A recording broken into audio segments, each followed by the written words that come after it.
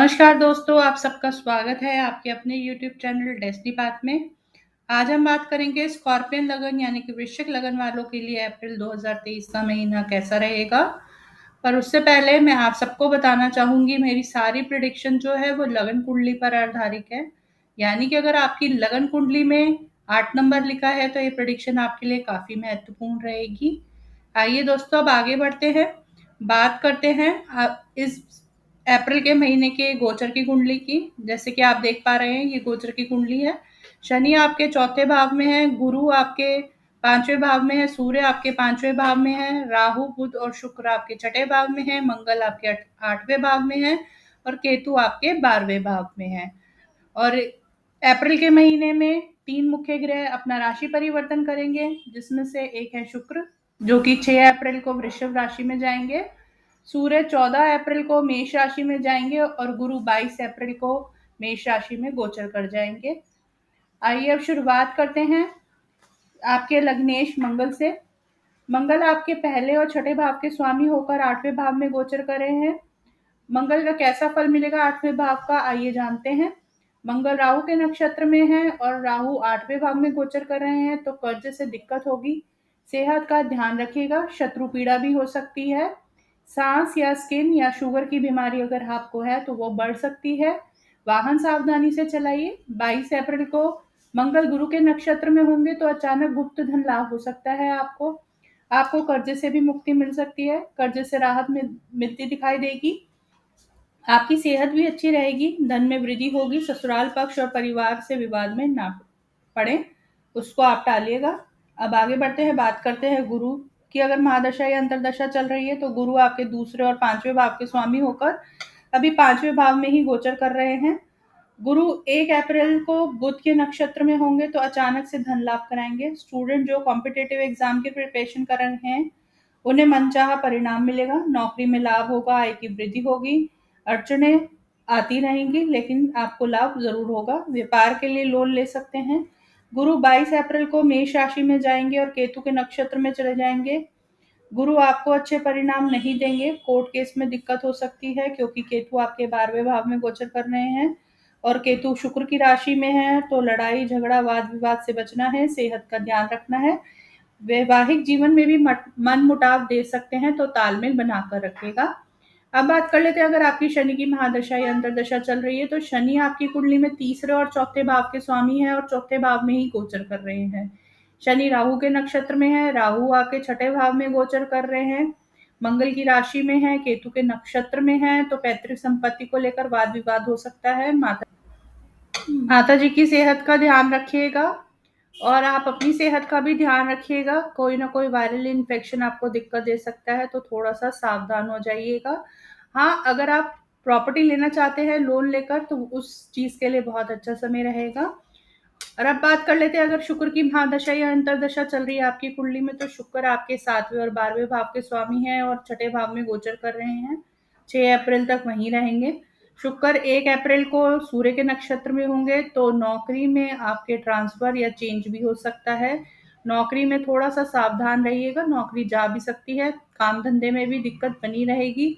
शुक्र 6 अप्रैल को वृश्चिक लगन में राशि में आएंगे तो सूर्य के नक्षत्र में ही रहेंगे तो भी आपकी दिक्कत परेशानी बनी रहेगी, बॉस से वाद विवाद टालिएगा। शुक्र 14 अप्रैल को चंद्रमा के नक्षत्र में चले जाएंगे, चंद्रमा आपके 9वें भाव के स्वामी हैं तो पिता की सेहत का ध्यान रखिएगा और आपकी भाग्य वृद्धि भी करा सकते हैं ये शुक्र। नौकरी की वजह से ट्रैवल भी करना पड़ सकता है या आप अपने पार्टनरशिप बिजनेस के चलते भी ट्रैवल कर सकते हैं।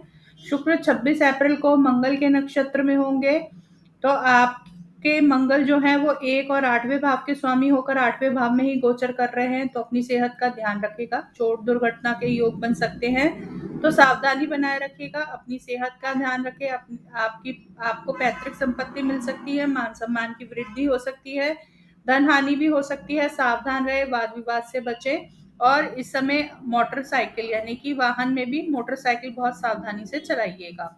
अब आगे बढ़ते हैं, बात करते हैं अगर आपकी बुध की महादशा या अंतरदशा चल रही है तो बुध आपके 8वें और 11वें भाव के स्वामी हैं और अभी बुध जो है वो छठे भाव में गोचर कर रहे हैं, तो बुध 1 अप्रैल को केतु के नक्षत्र में होंगे तो सावधान रहिएगा, अपनी सेहत का ध्यान रखिएगा।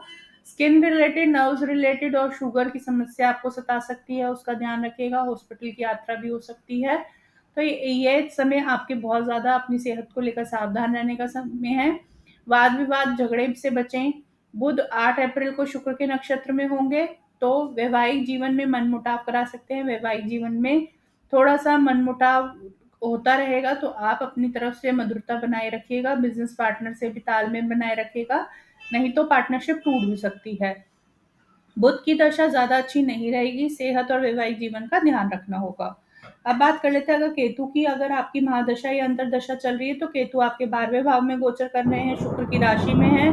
केतु राहु के नक्षत्र में है, तो केतु की दशा में वैवाहिक जीवन में मनमुटाव देखने को मिल सकता है। वाद विवाद को टालिएगा, मधुरता बनाए रखिएगा। पार्टनरशिप बिजनेस में भी तालमेल बनाइए रखिएगा और वाद विवाद को टालिएगा और सेहत का बहुत अच्छे से ध्यान रखिएगा। अब बात कर लेते हैं अगर आपकी सूर्य की महादशा या अंतरदशा चल रही है तो सूर्य आपके 10वें भाव के स्वामी होकर पंचम भाव में गोचर कर रहे हैं। सूर्य 1 अप्रैल को बुध के नक्षत्र में होंगे। नौकरी में प्रमोशन मिलेगा, आय की वृद्धि कराएंगे। अचानक से किसी प्रकार के लोन से धन लाभ हो सकता है। धन व्यापार के लिए ले सकते हैं आप लोन, और आपके व्यापार में वृद्धि होगी। अचानक रुकी हुई पेमेंट मिल सकती है, पर सेहत का थोड़ा सा ध्यान रखिएगा। जो लोग कॉम्पिटेटिव एग्जाम की तैयारी कर रहे हैं उन्हें सफलता अचानक से मिलेगी और अच्छी मिलेगी। अब बात कर लेते हैं अगर आपकी राहु की महादशा या अंतरदशा चल रही है तो राहु आपके 6ठे भाव के स्वामी होकर अभी 6ठे भाव में ही गोचर कर रहे हैं। मंगल की राशि में है, केतु के नक्षत्र में है राहु। तो कोर्ट कचहरी से थोड़ा सा सावधान रहिएगा, दिक्कत हो सकती है। सेहत का ध्यान रखें, अच्छे से ध्यान रखना है आपको सेहत का। वाद विवाद में ना पड़े, नहीं तो हानि होगी। वाहन बड़ी सावधानी से चलाइएगा। शत्रु पीड़ा भी आपको हो सकती है, मान सम्मान की हानि हो सकती है, थोड़ा सा सावधान रहिएगा। शत्रु से भी आपको सावधान रहना होगा और सेहत को लेकर भी सावधान रहना होगा। ससुराल पक्ष के लिए भी आपको थोड़ा सा वाद विवाद टालना होगा। धन हानि, सेहत हानि, चोट दुर्घटना हो सकती है, तो उन सब चीजों के लिए आप थोड़ा सा सावधान रहिएगा। अब बात करते हैं डेट वाइज प्रिडिक्शन की, यानी कि तिथि के हिसाब से महीना कैसा रहेगा। 1 और 2 अप्रैल धन वृद्धि के लिए बहुत अच्छा है। आपके हाथ में कहीं ना कहीं से पैसा आएगा।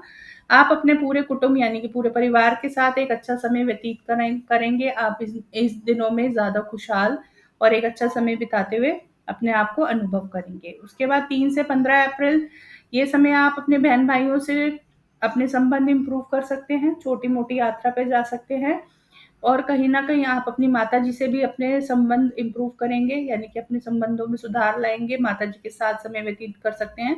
घर में शांति और आनंद का माहौल बना रहेगा और ये समय आपके लिए काफी अच्छा जाएगा, खुशनुमा समय है आपके लिए। उसके बाद 16 से 21 अप्रैल स्टूडेंट्स के लिए अच्छा समय है। अगर जो लोग क्रिएटिविटी की फील्ड से काम कर रिलेटेड कामों में हैं उनके लिए एक अच्छा समय रहेगा, और जो लोग रिलेशनशिप में हैं उनके लिए थोड़ा रोमांटिक टाइम रहेगा। अब बात करते हैं 22 से 27 अप्रैल। आपको अपने जीवन में जो स्कॉर्पियंस होते हैं, स्कॉर्पियन लगन वाले होते हैं, वो रोग ऋण शत्रु से जुड़े ही रहते हैं।